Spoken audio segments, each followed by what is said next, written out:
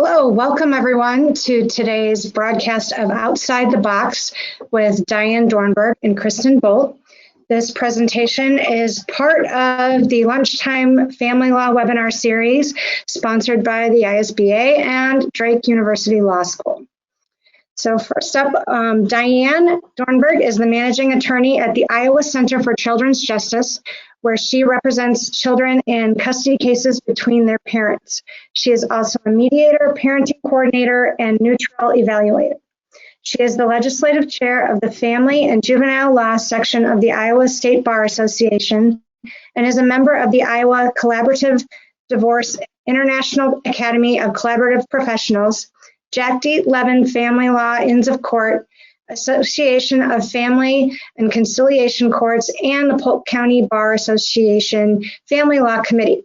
She received her JD from the University of Michigan and her bachelor's degree from Gustavus Adolphus College. And Kristen Boldt is an integrative attorney and mediator in Des Moines. Her practice, Harmony Law, focuses on mediation, collaborative facilitation, and conscious contracts. She is one of 2 certified conscious contracts practitioners in Iowa. She is the current chair of the Iowa Collaborative Divorce Practice Group and serves on the training committee and ethics committee for the International Academy of Collaborative Professionals. She received her bachelor's degree from Vanderbilt University and her JD from Drake University. Thank you.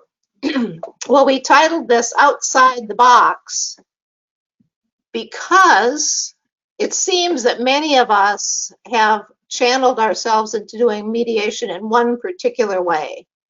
And especially at this time when there's a long wait for trials, Kristen and I thought that it would be a good idea to talk about some different options for types of mediation that you may not have considered before.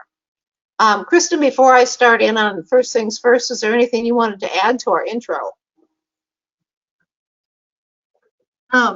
Nope. I think just go ahead and jump in. All right. Well, as always, before you start any kind of mediation, it is important to start with first things first, and that is screening for intimate partner violence and coercive control. If you follow the news, you may be hearing about Johnny Depp and Amber Heard's trial about domestic violence. This morning on Talk of Iowa, Charity Nebbe was talking about domestic violence and how that has peaked during the pandemic and since the pandemic. Those of us who do mediation need to always, always, always screen for domestic violence and coercive control, regardless of what kind of alternative dispute resolution we're using. So I'm going to spend the first few minutes talking about screening for intimate partner violence and coercive control in mediation and other forms of alternative dispute resolution. The words around domestic violence, intimate partner violence, battering are many. The best source, the best single source in understanding domestic violence, coercive control, emotional abuse, is the Duluth model, the power and control wheel, which has been around for 40-some years now. If you have only one tool to use to think about power and control and coercive control and domestic violence, this is the one. Because all abuse stems from the desire to control. It's not about loss of control necessarily. It's not about use of substances necessarily. It is about power and control, and it is important to understand that. Part of the reason that I insist on starting with this topic is because we in Iowa are terribly poorly trained in identifying domestic violence, intimate partner violence, and coercive control in any arena. As part of my work with the International Academy of Collaborative Professionals, I learned that in British Columbia, before a person can be qualified as a mediator or a collaborative professional, It is required that they have 14 hours of training in domestic violence, coercive control, and intimate partner violence. You're getting 10 minutes. When I have helped collaborative training or mediation training, my training has been 1 hour. In British Columbia, it's 14 hours, 7 hours of classroom training and 7 hours of practical training to understand domestic violence and coercive control. So in Iowa, we have the statute that says that you can ask to opt out of mediation if you have a no contact or protective order. This is not enough. It is not sufficient.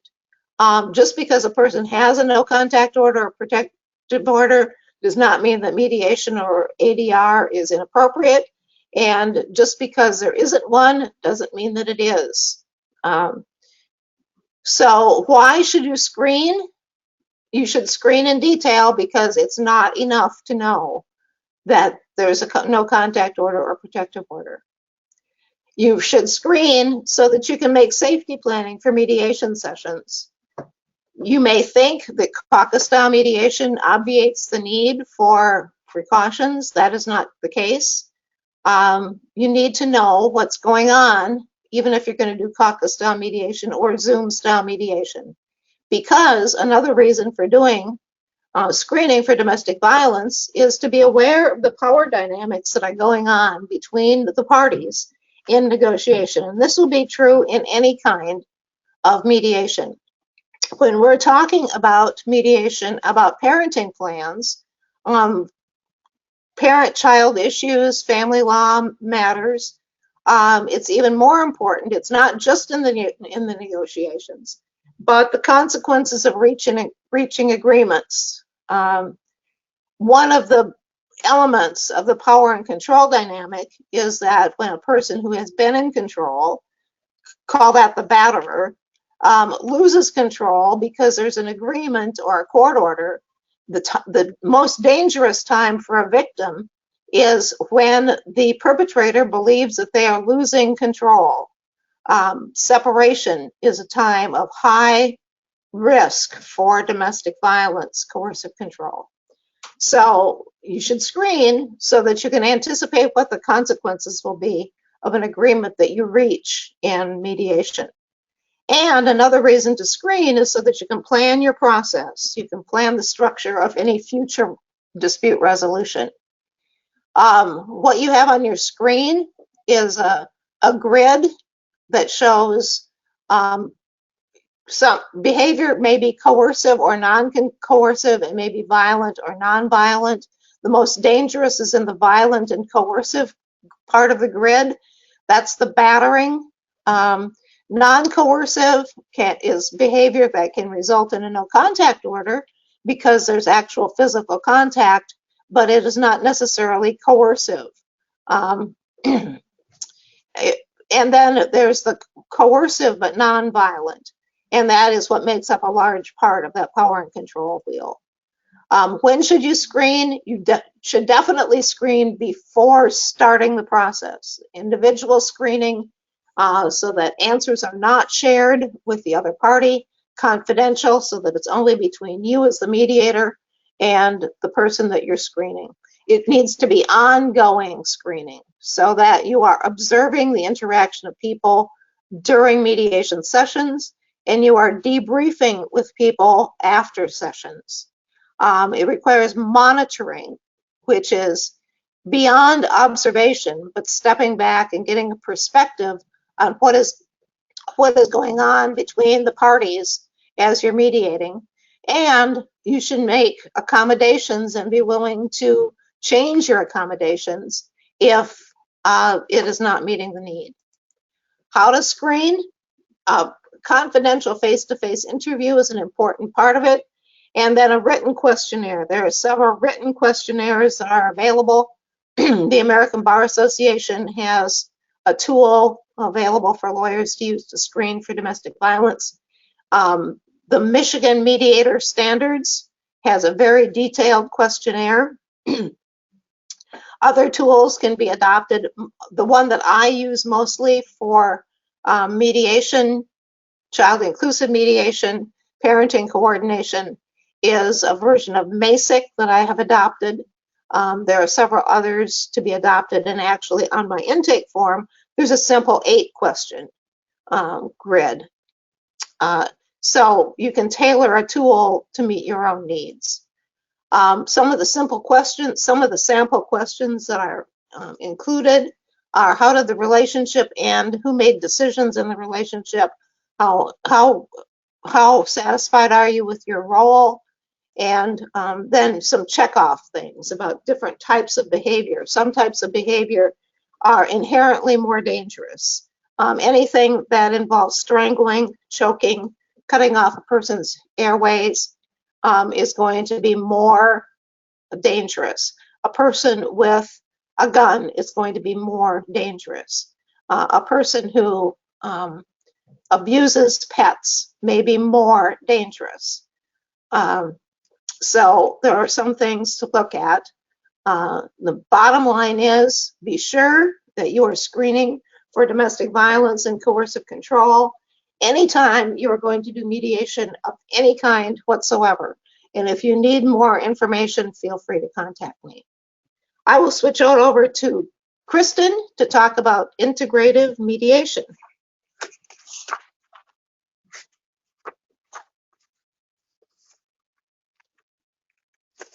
Actually, I think she's going to talk about why should we change how we're doing mediation.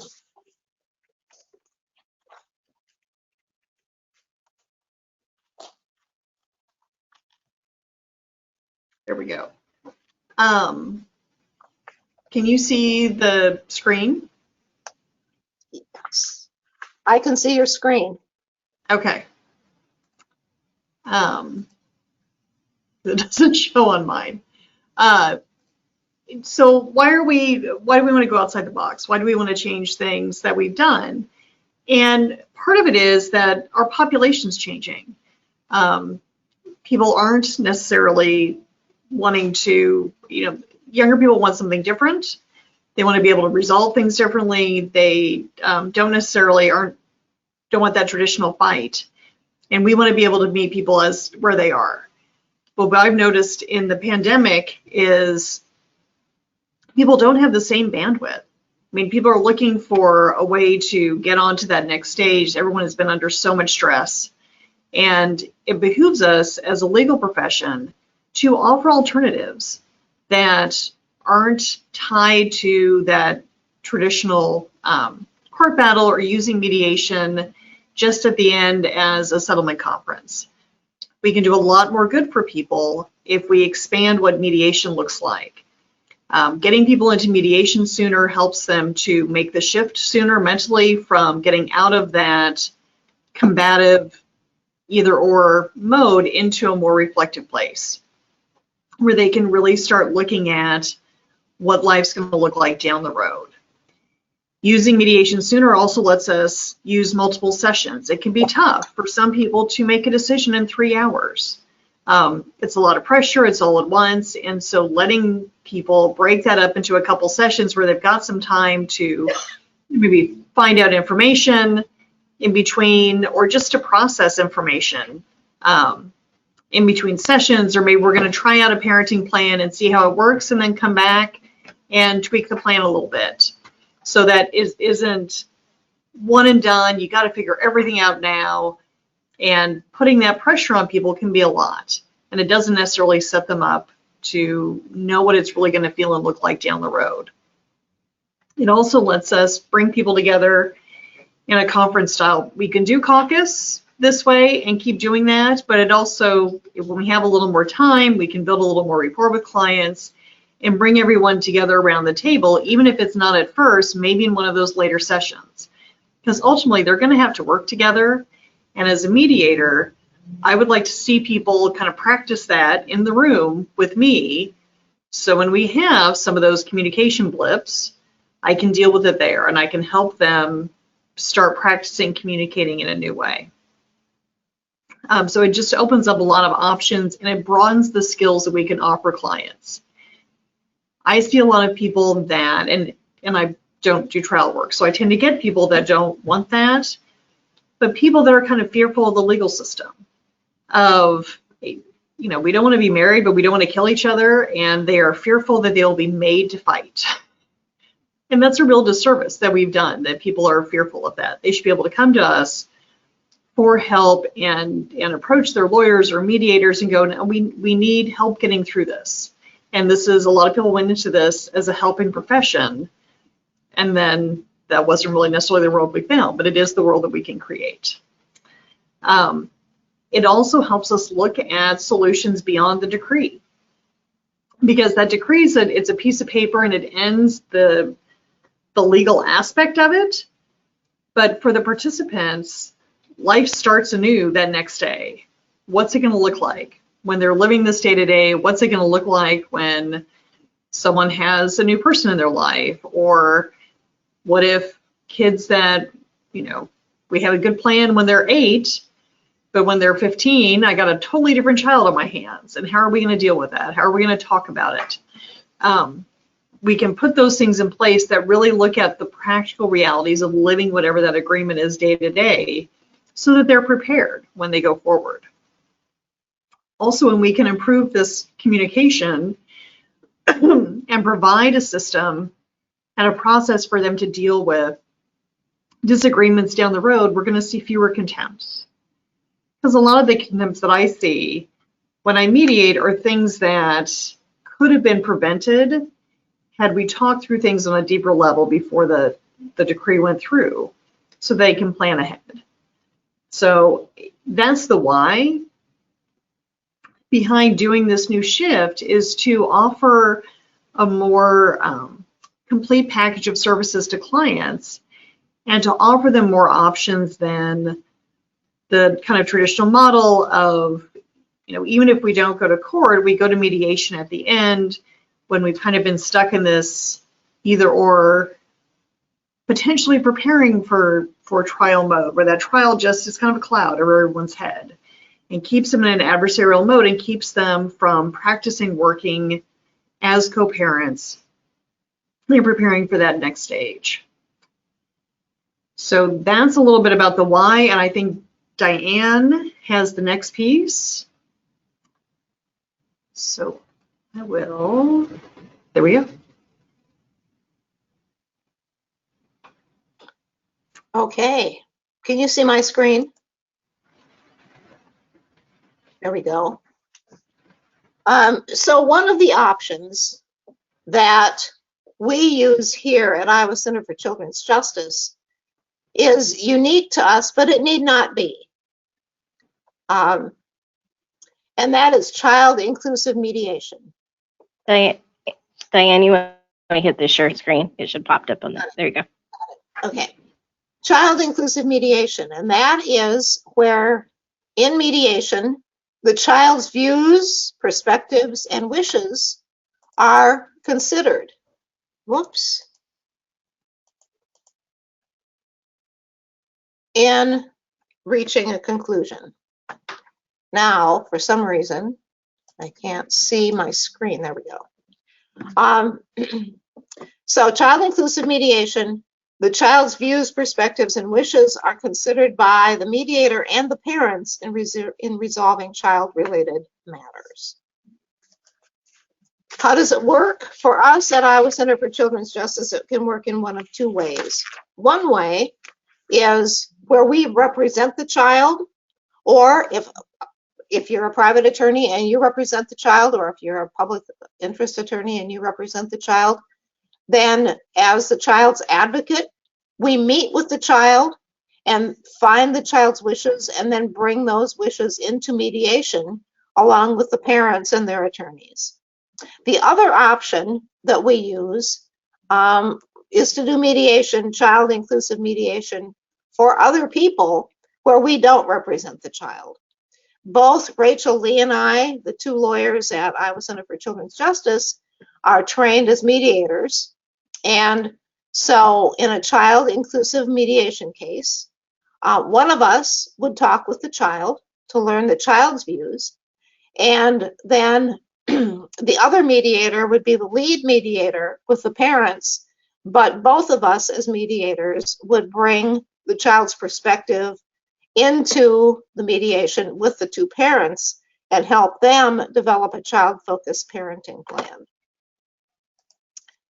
So the questions that people ask about this is, how do you get the child's position? How do you find out what the child wants without scaring the child or putting them in the middle?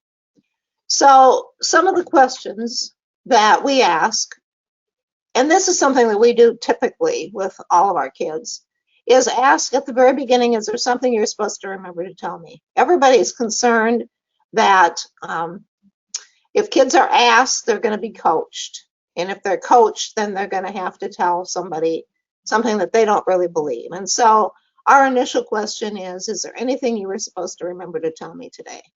And that gives a child the opportunity to say whatever they were supposed to say and then move on to the next thing.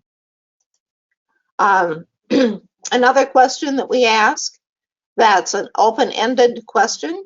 What would you like your parents to agree on? We explain what the process is, that your parents are meeting with somebody to help them come up with a good plan. What would you like your parents to agree on? And it's open-ended. It can be, we would like our parents to agree on buying a puppy, or we would like our parents to agree to stay together.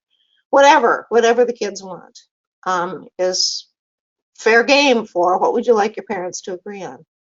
Another question we ask is, how would you like things to be different after we're done with this meeting?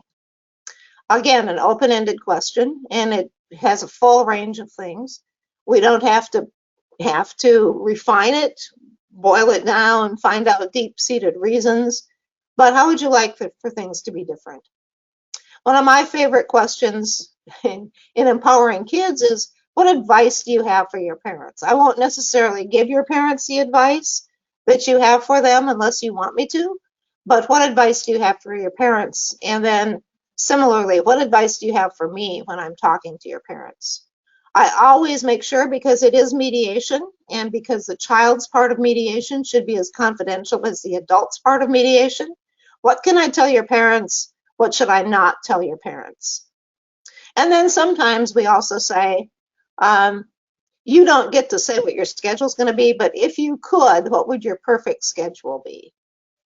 And those questions are all intended to be open-ended, not suggestive, and calculated to bring the child's wishes and views into the process. When should we do child-inclusive mediation? Sometimes parents want their child's voice to be considered in their agreement. That would be a good time. If a child has independent views or concerns to be considered, that would be an appropriate time to have the child-inclusive mediation.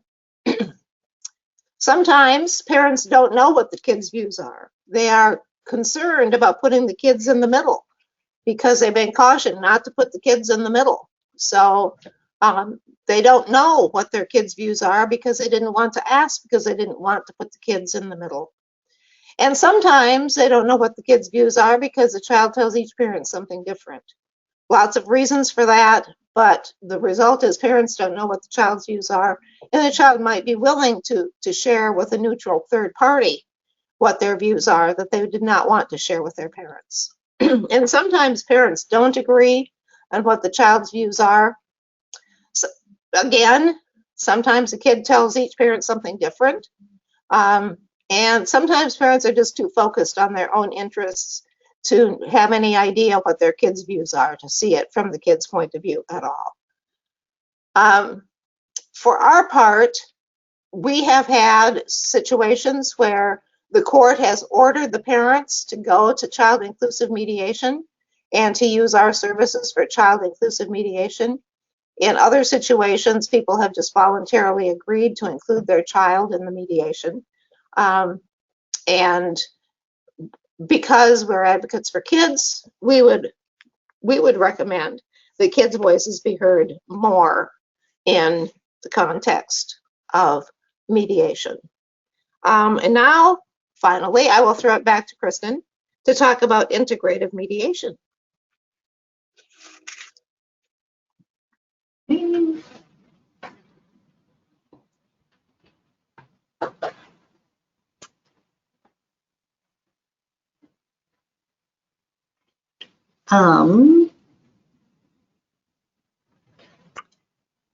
There we go.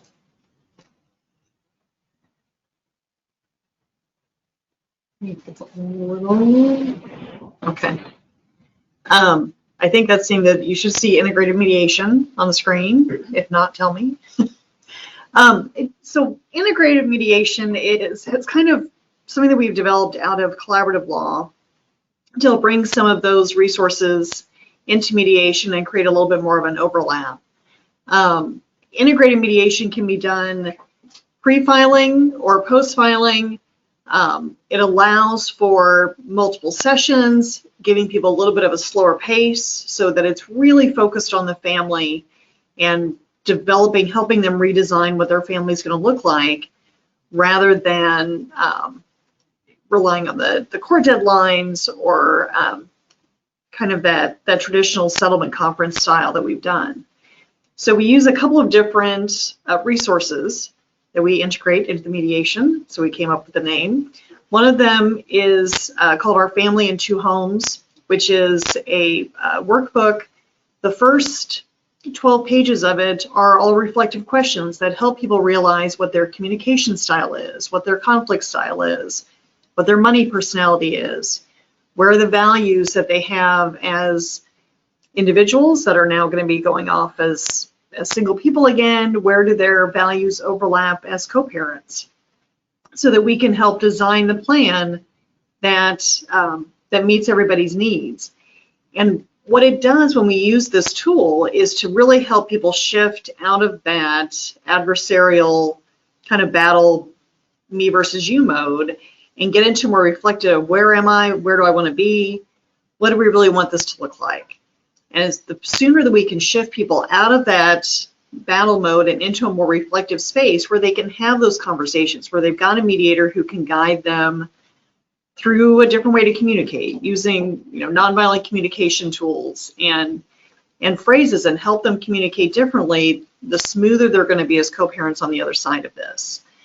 Appreciative Inquiry is another tool that we use that helps people imagine a world that they haven't thought about. We can get very scarcity minded when we're looking at a divorce, because our family's changing and we know this. And I mean, change at all is always scary and can be intimidating. And we've all heard the horror stories of divorce.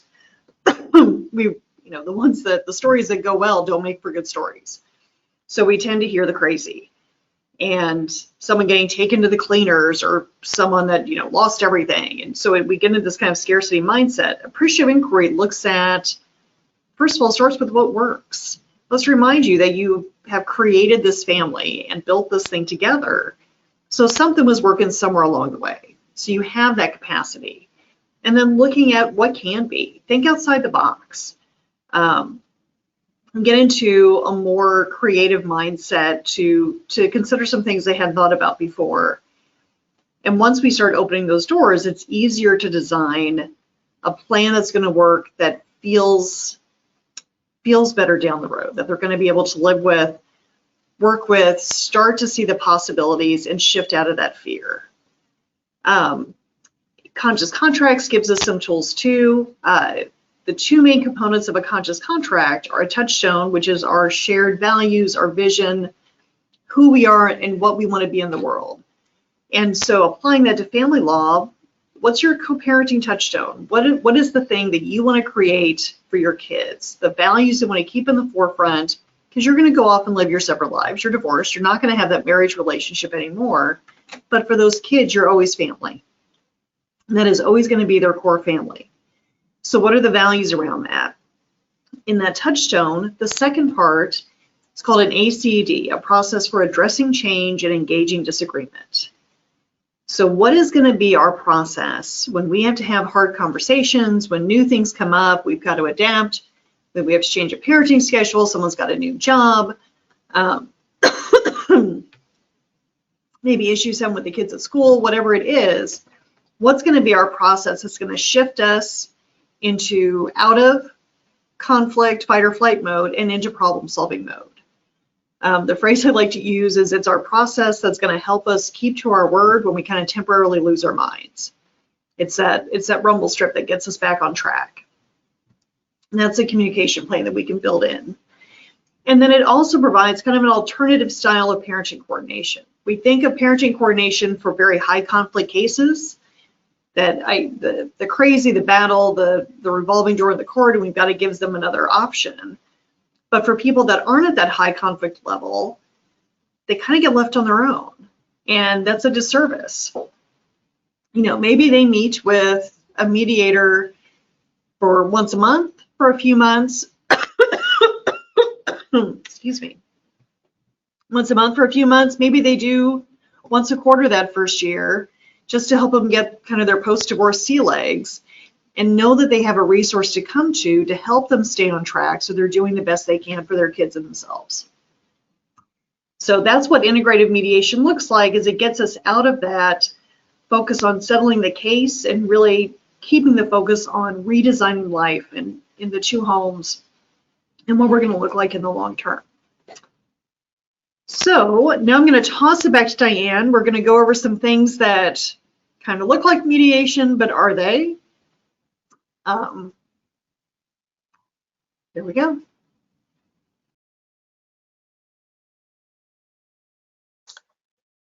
Okay. Diane, just hit slideshow on yours and you should be ready again.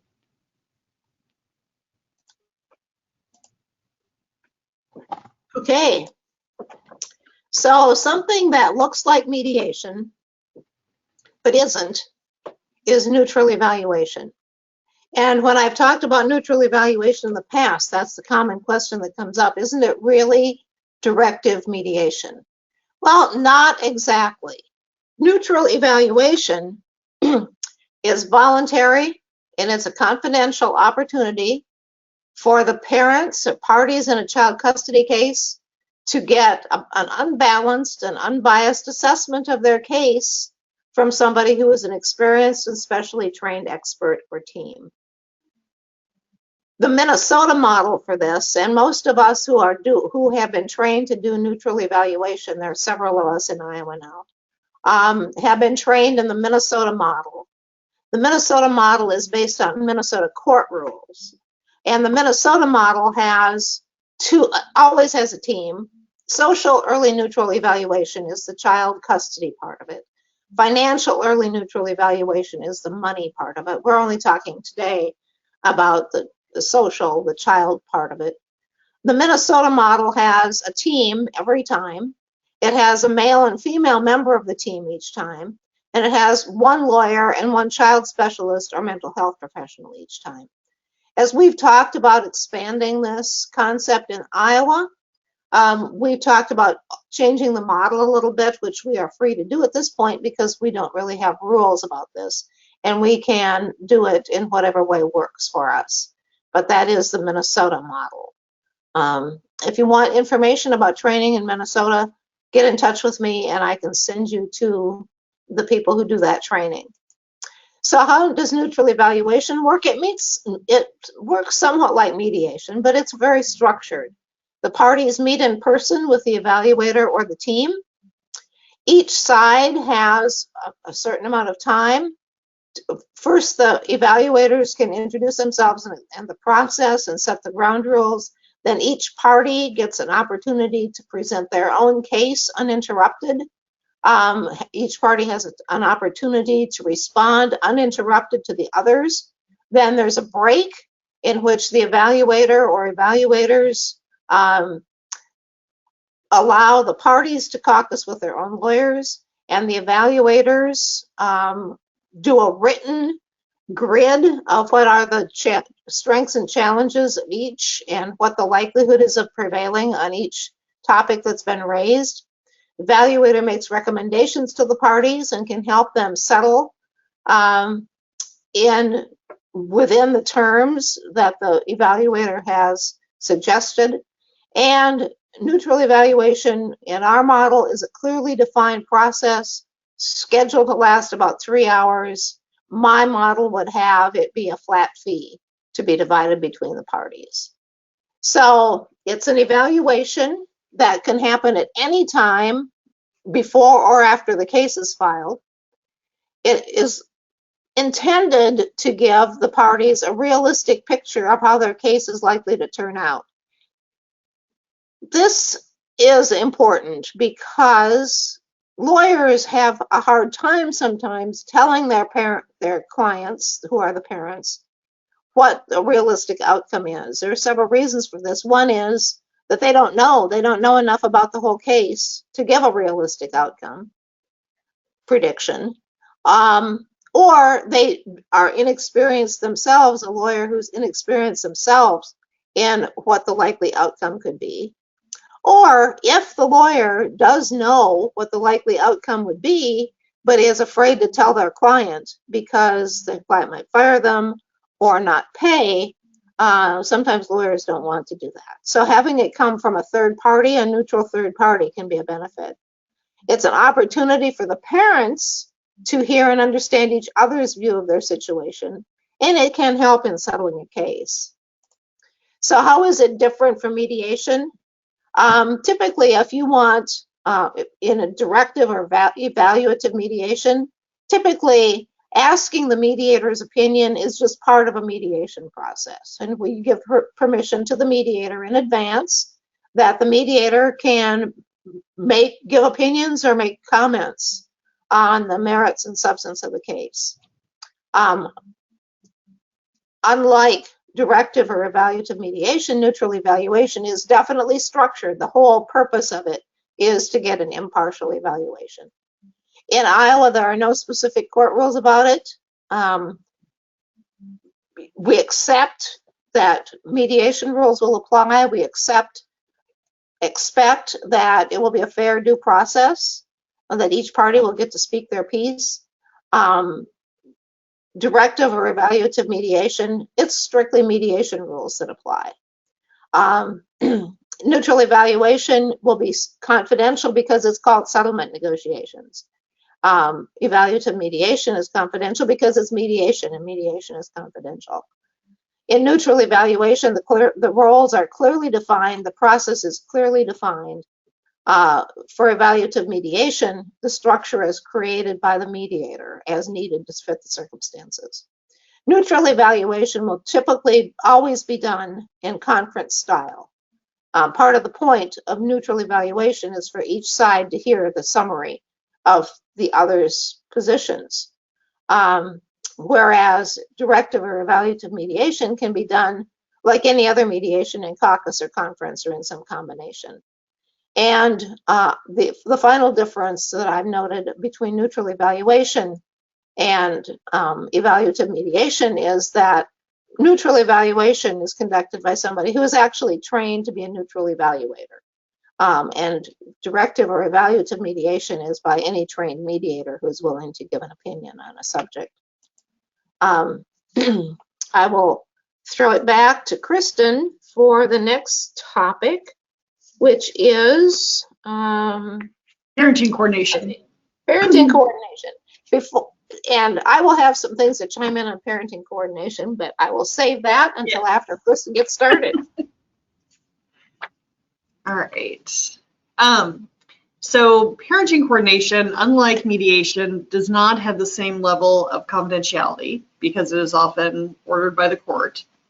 The goals of the parenting coordination process are defined. It's structured to achieve those goals.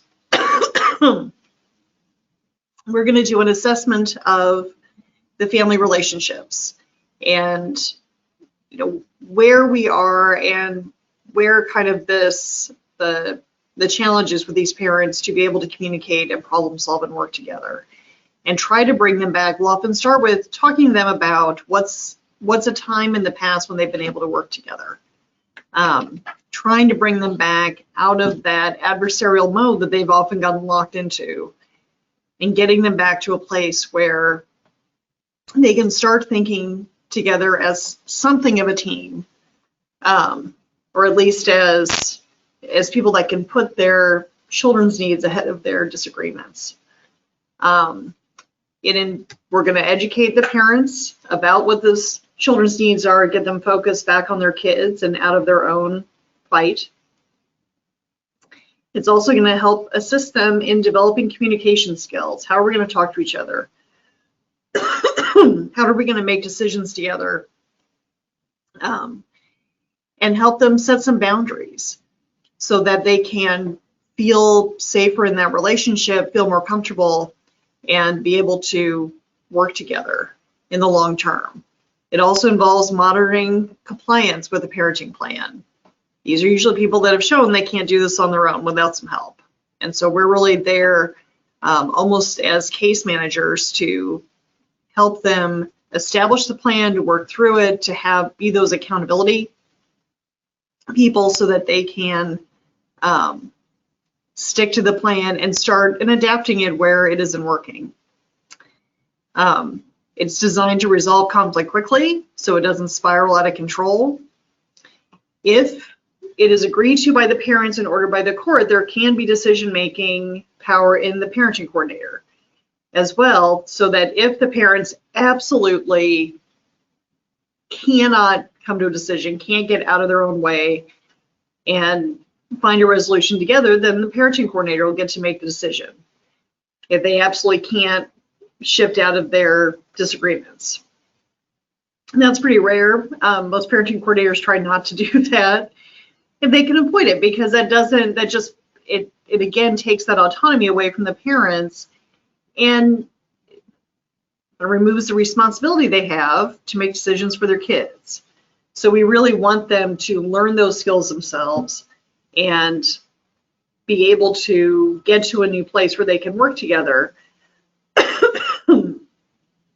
But for these high conflict families, parenting coordination does have that authority. We can report back to the court if we have one side that absolutely isn't doing what they're supposed to do, or not cooperating with the process, or following the boundaries and rules that have been established.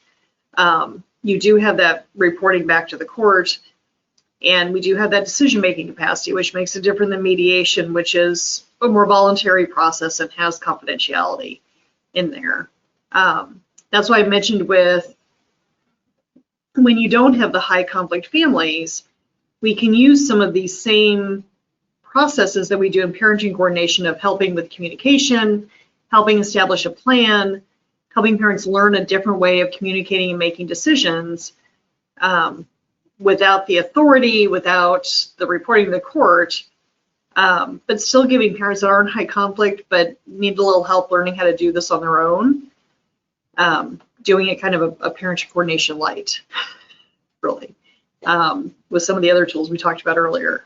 So, Diane, did you have stuff you wanted to add?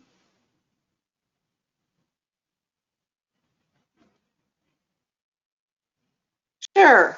Here she is. There I am. So often parenting coordination should happen after there's some kind of a court order in place, because the purpose is to have compliance with the court order. And in order to get to a court order, the parents probably have already said bad things about each other. And worst case scenario is they've had a multiple day contested custody trial in which they've said terrible things about each other and heard terrible things about themselves from each other. And then they get a decision from a judge that doesn't answer any of their questions. And then they end up sitting at the table with me, not happy with each other, not happy with the judge, not happy to be spending money talking to me. And so I start out with, prior to even meeting with them, I have the domestic abuse screening and some co-parent survey work so I can see how bad a situation I'm wading into. I clearly define our first meeting as to how much time, and I'm in charge of the agenda for the first meeting. And typically I find that 1 hour is sufficient, and in 91 minutes is too long. People go into the weeds too early. And then Kristen talked about appreciative inquiry, and that's one of the things that I use to start off parenting coordination. And so I typically like to start the questions. Each parent, tell me a time when your whole family, both parents and all the kids, had a good time together. And second question, each parent, tell me a time when you as parents did something together that benefited your family? And the third question is, each parent tell me a time when you as parents resolved a conflict together in a positive and productive way. Each of you tell me 3 things that you value about your family. Each of you tell me one thing, one positive strength or contribution that the other parent brings. And then looking to the future, what do you want your family to look like 6 months from now, next Christmas, and when your youngest kid graduates from high school? And I explain that as, those are appreciative inquiry questions, and I explain that as the solutions to your problems are going to come from your strengths. They're not going to come from your weaknesses. You do not need to tell me what your problems are. I will be able to figure that out. But in order to solve these problems, we will have to look at the family strengths. So that's what I wanted to add about parenting coordination. Did you have anything else on parenting coordination before we move on to the next one? Nope, I think we can go on to the joint parent meetings. Okay. Okay, so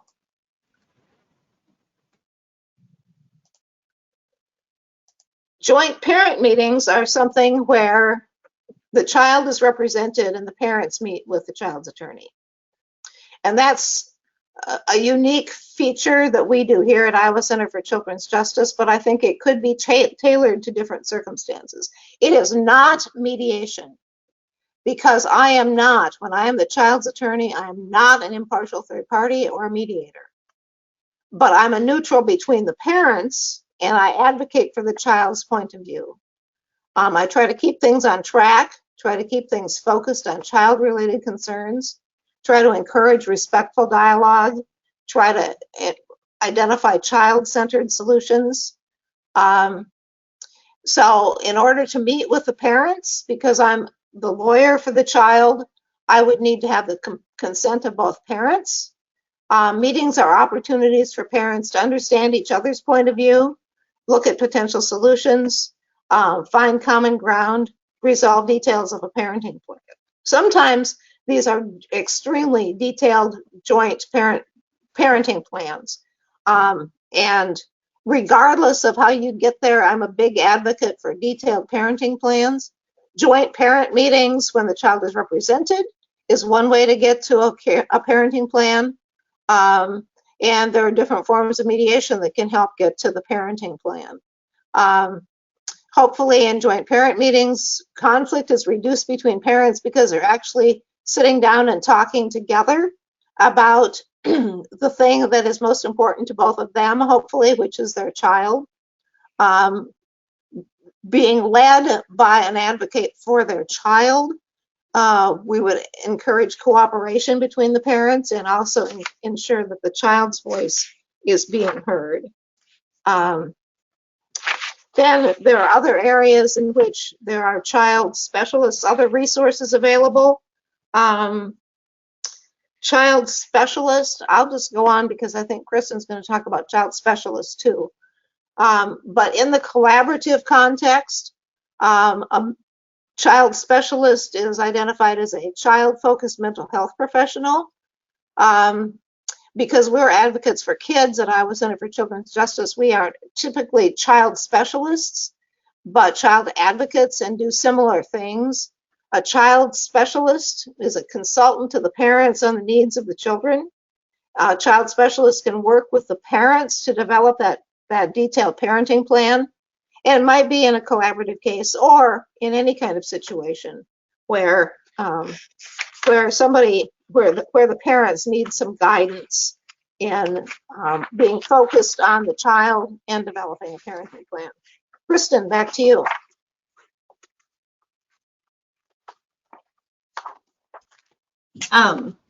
Yeah, so the last piece, oh, there we go, there it is. The last two pieces we were going to talk about that, like Diane said, have come out of collaborative are the child specialist role and the financial neutral role. So in collaborative, we use it's a team process, and so we have child specialists, like Diane mentioned, that really sit with the kids and help kind of assess where they are and where their needs are, what's going to be best for them. And it can be a useful resource when parents don't know, and maybe the kids are younger, maybe there's some other issues going on or some different needs. And it's easy for parents to kind of project that whatever my needs are is what my kid needs. And that's a natural thing. It's not, it's an understandable thing, but it's not always accurate. And so having a child specialist that can come in and work with the kids and be someone neutral that they can communicate with, that they might communicate differently with than they would with their parents. Because it's easy for kids to, they want to make their parents happy. And so you might not get a fully honest answer as you would with someone that can work with them on a neutral basis. So that's another resource that's out there. The other one is having a financial neutral. We have a variety of, it can be a certified divorce financial analyst, or another person. All of our neutrals, financial neutrals, are trained mediators, they're trained in collaborative. And so sometimes it can be a great resource when people know kind of what they want to do, but they don't know how. How do we take this? What's the best way to divide everything? What are the tax implications? How do we make the most out of what we have as we do this split?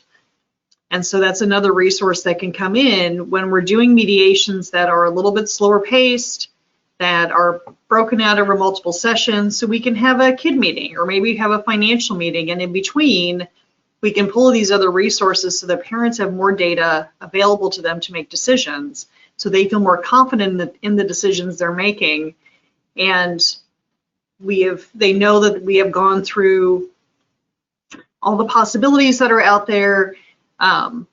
We've gone through what's it going to look like on a tax standpoint, what's it going to look like, the retirement's here, but 10 years when I retire, it has a chance to grow to X. Sometimes just having those details from an outside expert that can come in and answer questions. Maybe one side, maybe one spouse has not been managing the finances, and they need a little one-on-one time with a neutral that can answer questions that they're embarrassed to ask in front of their spouse, because that's been a tension point between them. But having a chance to ask questions of that neutral and get the advice that they need is going to make them feel more secure and make it easier for them to have the conversations and find that resolution with their spouse so they can move forward. So those are some other examples that we have that can be integrated into the mediation process to give families the resources that they need as they kind of redesign their homes. Do we have any questions out there or anything? I think there we go. We'll stop and we'll have Diane come back on. There we go. Just a second here. Yep, we're both here. I don't see any questions in the chat. Do you have any questions? Yep, there's one coming. All right.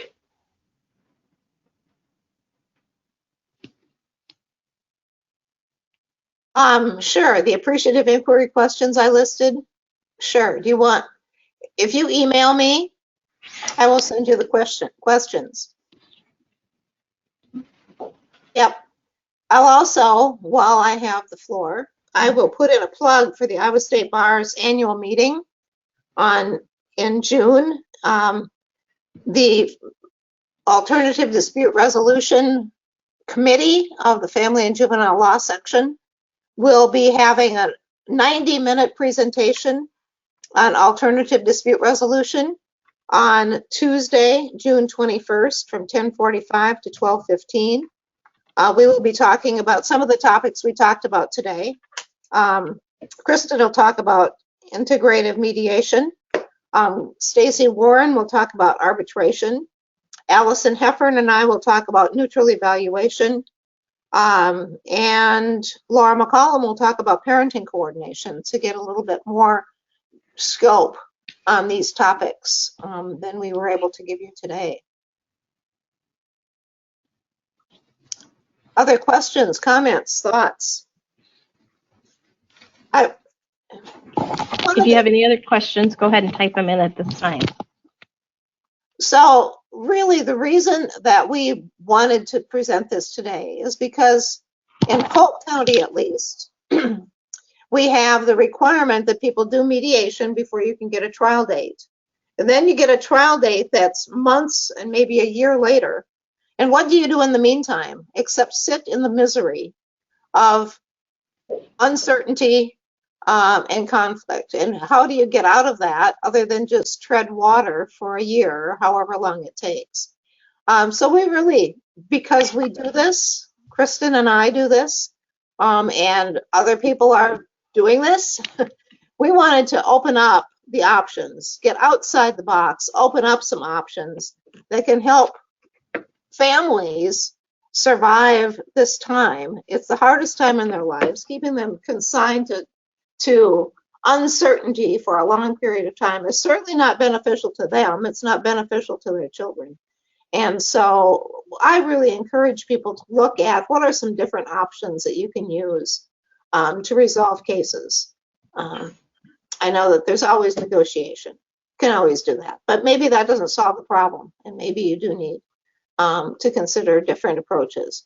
I will speak for myself, and I'm sure that Kristen would agree that we are happy to give people advice and training if you want to expand your horizons in terms of what services you provide as a mediator, and contact us if you need to have the services that we've talked about.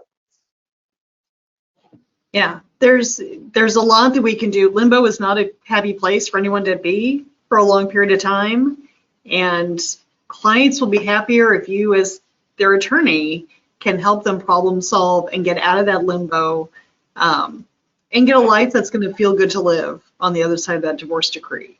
So there is value as a problem solver and not just the advocate gladiator. There's a lot we can do for people. I think that we have 1 minute left, so I'm just going to go back to content for a second. One of the other things when we're doing, and I think that this is totally consistent with what Kristen's talking about with integrative mediation, is when I'm working with people on a parenting plan, whether it's a parallel parenting plan or a cooperative parenting plan, is to start out by asking, what are your values? What are the values that you have in your family? And just list them out. Don't judge them. Don't weigh them. Just list them out. Then, after people have listed what they think their values are for their family, then the next question is this value shared or not shared? And if it's not shared, does it matter? And if it is not shared and it does matter, then how are we going to resolve this? After we work through the values part, the next part is goals. What are the goals that you have for your family and for your children? Are they shared goals? Are they not shared goals? If they're not shared, does it matter? And if it does matter, what are we going to do about it? And then we get into the nitty-gritty of who's going to do what, when, where, why, and how. So thank you, everyone. I don't see any other questions. Thank you, everyone, for participating today.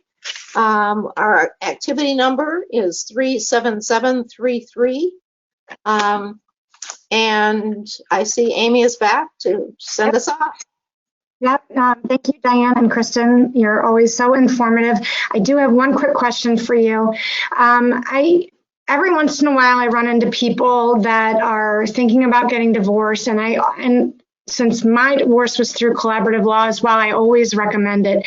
Is there ways that you or websites that you recommend for people to do some research on if they're wondering how, where to hire a collaborative law attorney?